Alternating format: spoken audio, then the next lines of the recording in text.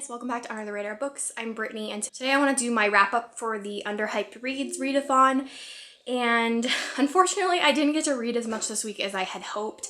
It ended up being a really busy week, and so I only finished one book and then made it through half of a second. I also started a little bit late on Saturday, and I think part of Sunday I was finishing another book that isn't technically underhyped that I had already started. So I definitely started the readathon a little bit late. I think that if I would have picked a different book that was a little bit more underhyped, I would have maybe accomplished 3 books or so.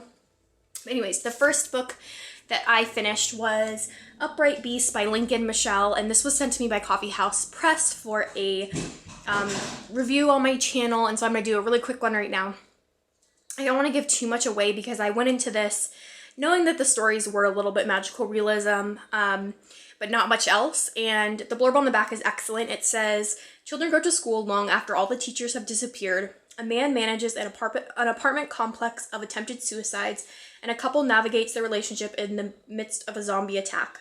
In these short stories, we are the upright beasts, doing battle with our darker, weirder impulses as the world collapses around us." And this was brilliant. This was so close to being 5 stars for me. There was just a couple stories that they weren't memorable and they didn't stick with me, but most of them were absolutely fantastic.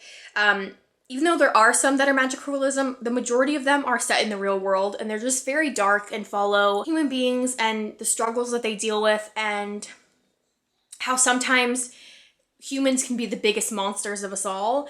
And I just found that very powerful and so interesting, and I cannot recommend this enough. A couple of my favorite stories involved zombies. One of them was like an alien type creature, and I think my favorite one was where a husband and wife who live on a farm discover a dead body on their land. And anyways, they're so good, and I know that I'm gonna be thinking about them for a long time, and I really cannot wait to see what else he's gonna put out. So I cannot recommend this enough. Please go pick it up. It's a beautiful book to own. The back cover is just as pretty as the front, so you can't go wrong with this one. And then the book that I'm halfway through right now is called Little Sister Death by William Gay, and I haven't even hauled this yet. I just got it in the mail maybe a week ago, and I can't even remember where I found this, but I've never read any William Gay before. But now I definitely am going to pick up some of his other books. I don't think he has too many works that have been published.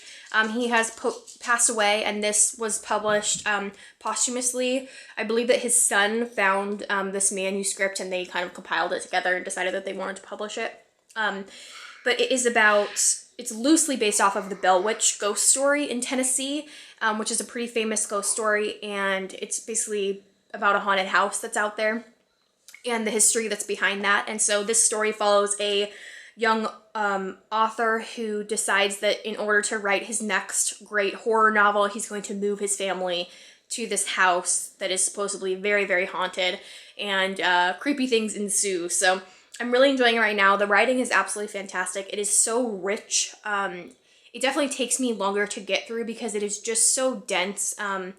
In the best way possible. The writing is beautiful, and the imagery, and it's just very atmospheric, and so I, at this point, would definitely recommend it, and I'm really excited to see where it's gonna go.